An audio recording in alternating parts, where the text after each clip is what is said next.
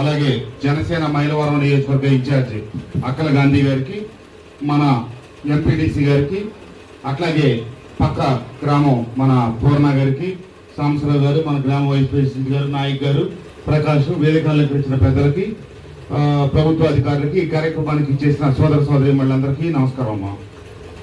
నిన్నటికి చంద్రబాబు నాయుడు గారు 4వ పర్యాయం ముఖ్యమంత్రిగా అధికారం బాధ్యతలు చేపట్టి 100 రోజులు అవటం.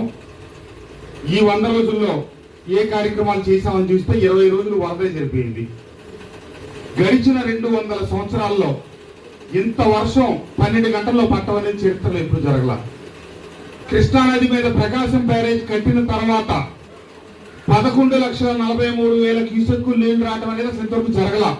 మొట్టమొదటిసారి 11,43,000 క్యూసెక్కులు నీరు వచ్చి ఇబ్రహీంపట్నం మండలం అంతా అతలాకుతలమయ్యి నేషనల్ హైవేకి వచ్చి నేషనల్ హైవే మీద నుంచి కూడా దాటి గ్రామాలకు నీళ్లు వచ్చినాయి.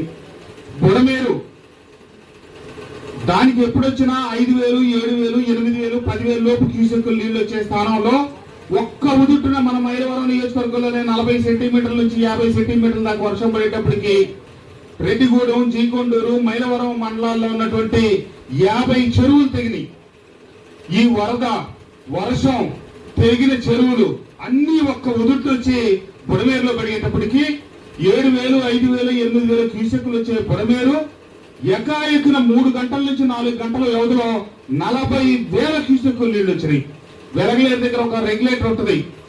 ఎప్పుడూ ఇటు సాంప్రదాయంగా వచ్చే బుడమేరుని విజయవాడ ఈ గ్రామాల ముంపును కాపాడటం కోసం అక్కడ గేట్లు పెట్టి ఇబ్రహీంపట్నం దగ్గర ఫెరీలో కలిసేటట్టుగా ఒక కాలువతో ఉన్నారు. ఈ 40 ఏళ్ల బట్టి ఆ కాలువ ద్వారా వెళ్తా ఉన్నాయి.